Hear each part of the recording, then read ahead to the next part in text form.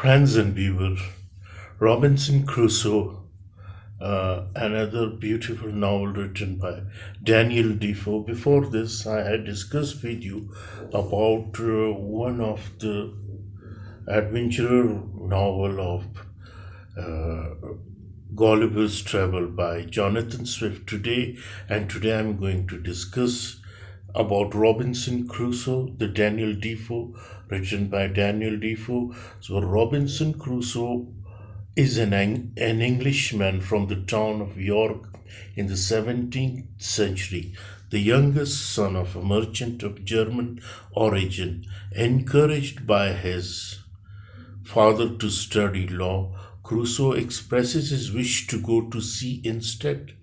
His family is against Crusoe going out to sea, and his father explains that it is better to seek a modest, secure life for oneself.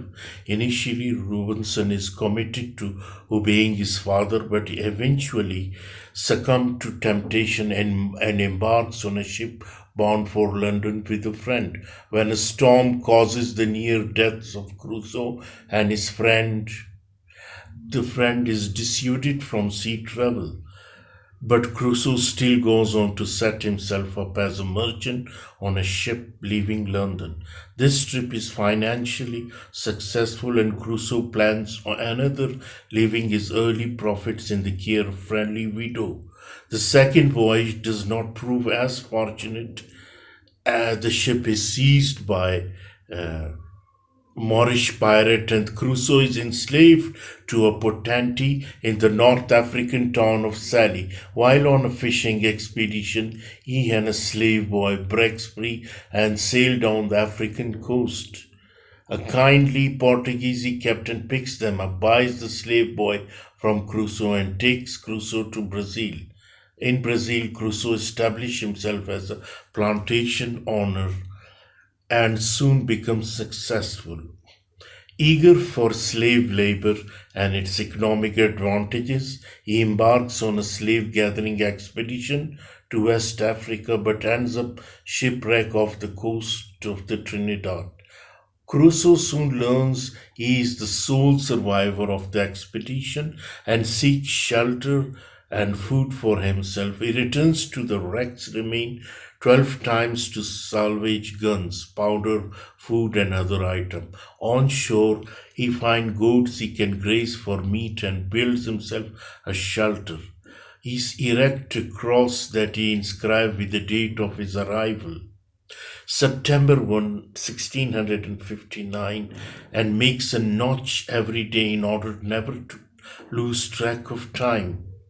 He also keeps a journal of his household activity, nothing his attempts to make candle, his lucky discovery of sprouting grain, and his construction of a cellar, among other events. In June 1660, he falls ill and hallucinates that an angel visit, warning him to repent.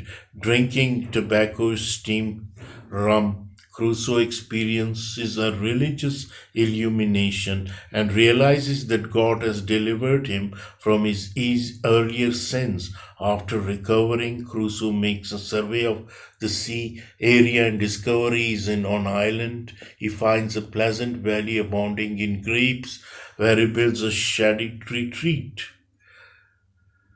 Crusoe begins to feel more optimistic about being on the island, describing himself as its king. He trains a pet parrot, takes a goat as a pet, and develops skills in basket weaving, bread making, and poetry. He cuts down an enormous cedar tree and builds a huge canoe from its trunk, but he discovers that he cannot move to the sea. After building a smaller boat, he rows around the island but nearly perishes when swept away by a powerful current. Reaching shore, he hears his parrot calling his name and is thankful for being saved once again. He spends several years in peace.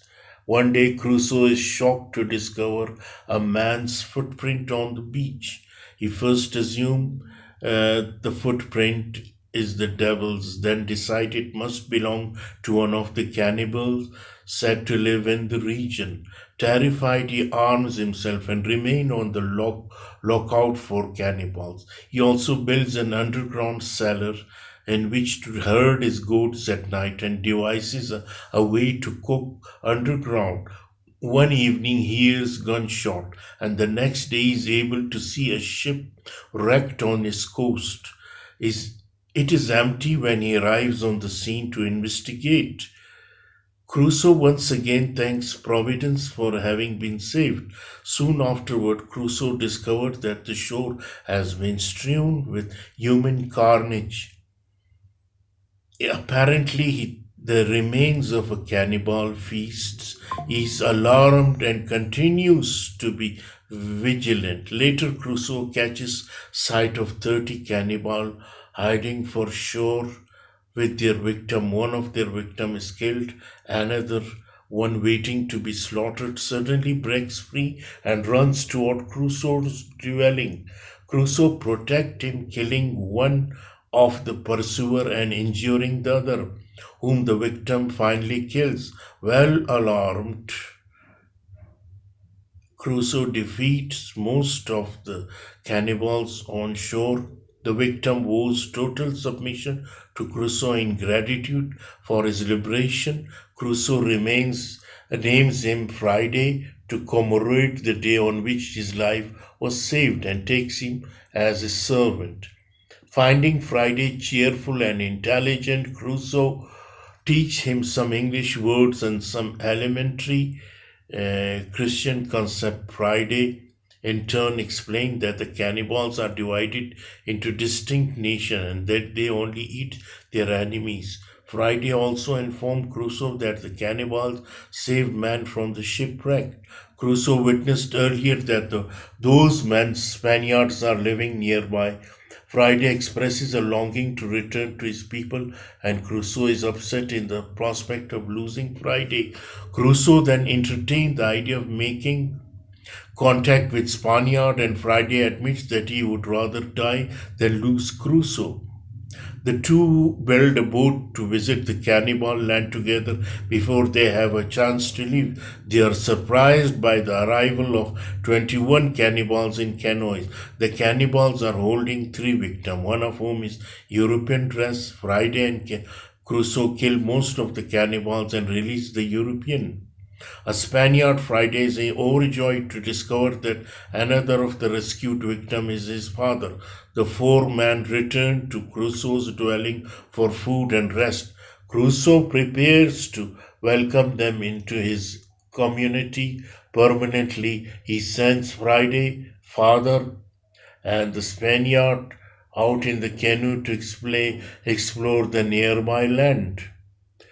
8 days later, the sight of an approaching English ship's alarm Friday. Crusoe is suspicious. Friday and Crusoe watch as 11 men take 3 captives on shore in a boat. 9 of the men explore the land, leaving 2 to guard the captive. Friday and Crusoe overpower these men and release the captive, one of whom is the captain of the ship which has been taken in mutiny. Shouting to the remaining mutineers from different points, Friday and Crusoe confuse the men by making them run from place to place. Eventually, they confront the mutineer, telling them that all may escape with their lives except the ringleader. The man surrender Crusoe, and the captain pretend that the island is an imperial territory and the governor has spared their lives in order to send them all to England to face justice. Keeping 5 men in hostages, Crusoe sends the other men out to seize the ship. When the ship is brought in, Crusoe nearly faints. On December 19, 1686, Crusoe boards the ship to return to England. There he finds his family is deceased except for 2 sisters. His widow friend has kept Crusoe's money safe, and after traveling to Lisbon, Crusoe learns from the Portuguese captain that his plantation in Brazil have been highly profitable. He arranged to sell his Brazilian land, weary to sea travel. Crusoe attempts to return to England by land, by is threatened by bad weather and wild animal in northern Spain.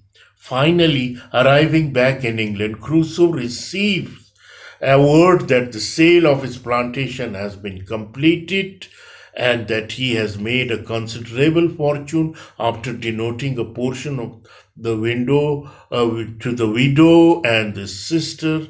Crusoe is rentless and considered returning to Brazil, but he is dissuaded by thought that he would have to become Catholic. He marries and his wife dies. Crusoe finally departs for East India as a trader in 1694. He revisits his island, finding that the Spaniards are governing it well and that it has become a prosperous colony.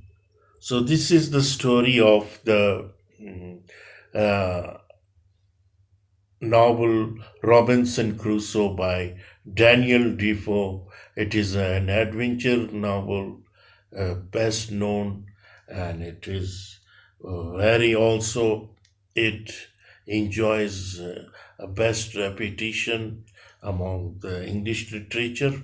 Uh, so I hope you will enjoy this while reading this novel. Thank you very much.